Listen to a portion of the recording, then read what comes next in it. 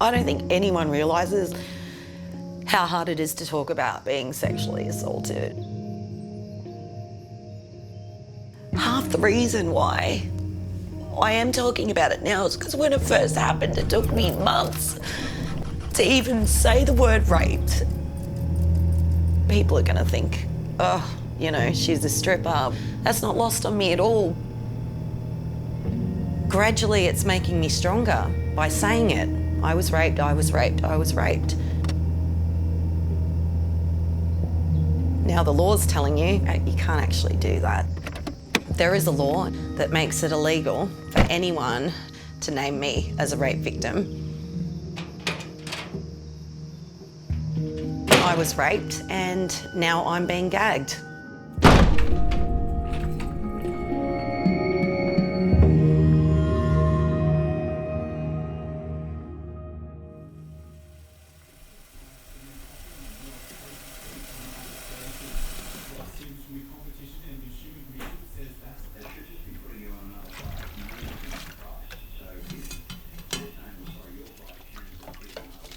I loved being a stripper because really, who doesn't want to be their own boss? When you're on the stage and you're dancing in your heels and you've got your hair and your makeup done and you actually feel really sexy and in charge, in control, it's empowering. All different girls do different things in their shows, but my particular one, get the dildos out, I can shoot them. Anywhere from 6 to 12 foot, it depends. I just love watching their shocked face when you shoot the dildo out and it just like goes towards their face and they're trying to catch it. Guys fall off their seat. 2 guys will try and catch the dildo at once and they bang heads and fall. It's awesome fun.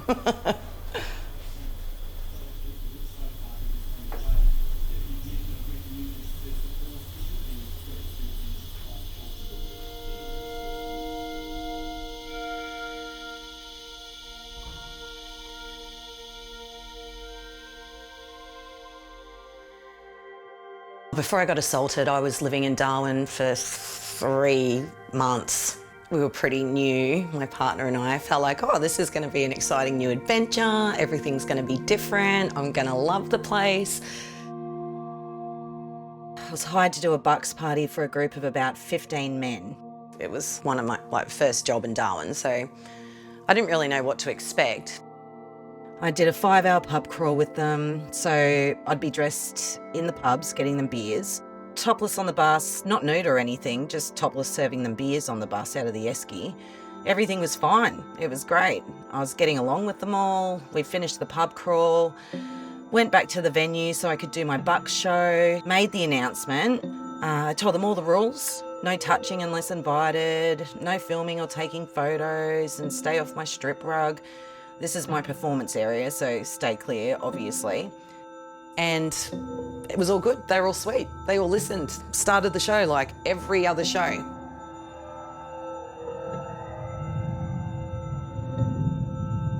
I'm on the rug, shooting my dildos around the place, and they're all catching them. It was just another standard show.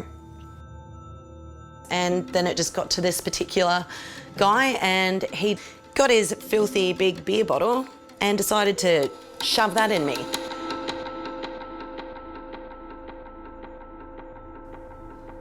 Like, he didn't stand out all day. He was always sort of just in the background, quiet. So I just never saw him as a threat, obviously, until it happened.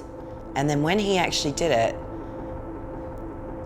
his eyes that were just angry. Like, I didn't even freeze. I just straight away with my big thigh-high black boot tried to kick him, but he was too quick because he knew he'd done the wrong thing straight away. It was chaos. Most of them sort of closed ranks, like, oh, nothing happened, nothing happened. Some were yelling, a couple were helping me. I just went into flight mode. I just had to get the hell out of there. And a guy actually yelled out across the room, aren't you gonna finish the fucking show?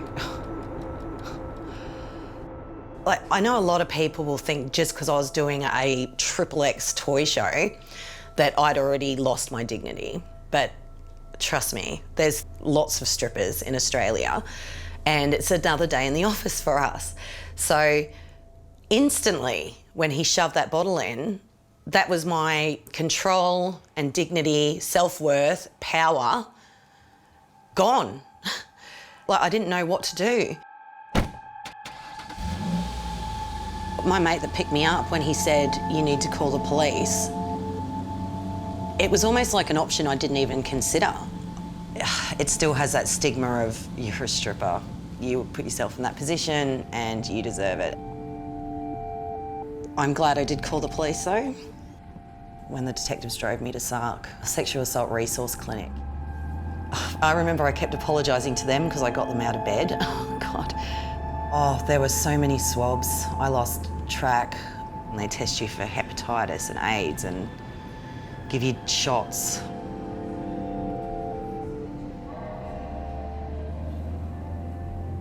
And the whole time they're talking to you, and you don't realise at the time that every single thing you say is going to later be read out in court. Then the police drive you home. And in my case, I felt too dirty and I didn't want to be touched, so I didn't sleep next to my boyfriend. I slept on the couch by myself, like I was some kind of filthy animal.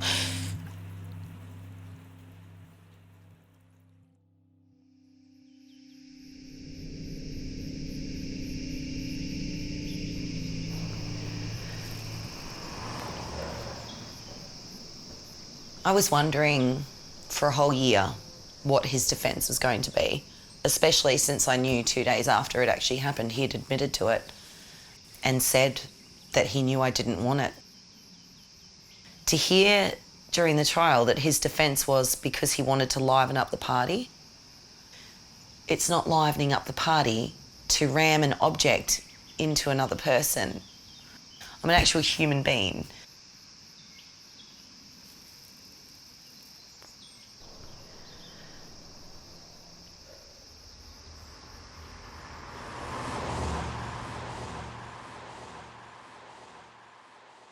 I was shaking.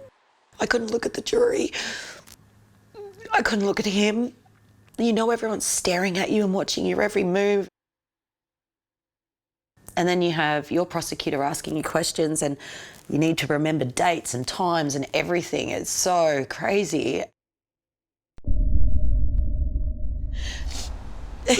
You have to relive every second of what happened, bit by bit, and not through your eyes of what actually happened. You have to relive what happened through the eyes of the barrister who's trying to discredit every word you say.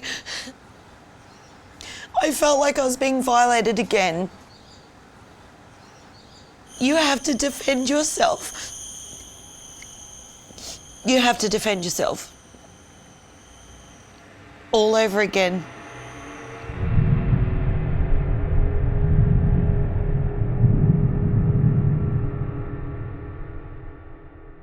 I was relieved that it was a hung jury because I felt like a little bit validated that people actually believed me.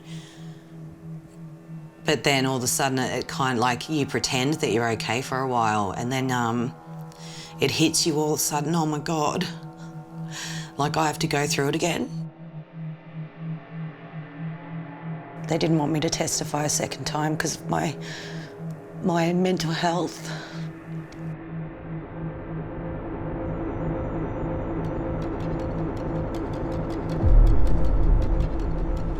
And I'm a strong person, but for a while they nearly ruined my life. My whole life is different now because that guy decided to take away my dignity. I didn't want anyone to notice me. I just didn't feel worthy. And then eventually I hated myself so much. I tried to kill myself.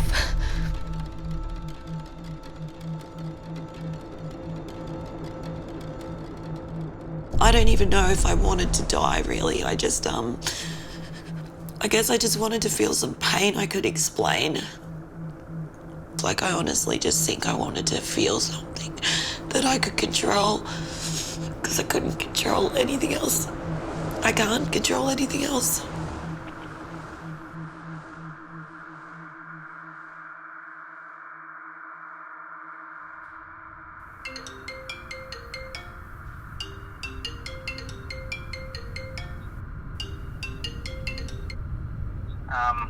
So he was found guilty.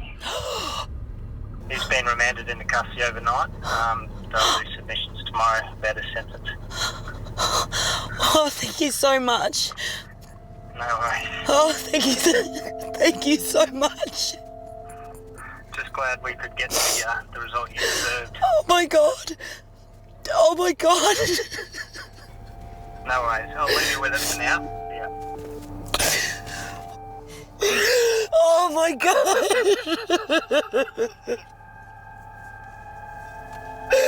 Oh, it's over.